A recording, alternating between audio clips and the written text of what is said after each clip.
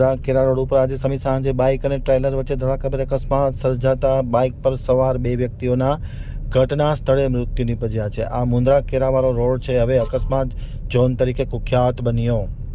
હવે છે મુંદ્રા આમતક ન્યૂઝ બ્યુરોનો એક વિસ્તૃત અહેવાલ। ફરી એકવાર મુંદ્રા કેરા રોડ ઉપર સર્જાયો અકસ્માત। મુંદ્રા કેરા રોડ ઉપર બાબિયા પાસે આજે સાંજે અકસ્માત સર્જાયો તો બાઇક અને ટ્રેલર વચ્ચે ધડાકાભેર અકસ્માત સર્જાયો તો અકસ્માતમાં બાઇક સવાર પર બે વ્યક્તિઓના ઘટના સ્થળે મૃત્યુ થયા હોવાના અહેવાલો મળી રહ્યા છે। મુંદ્રા કેરા રોડ પર અવારનવાર અકસ્માત સર્જાય છે। આ મુંદ્રા કેરા રોડ હવે અકસ્માત ઝોન તરીકે કુખ્યાત બની ગયો છે।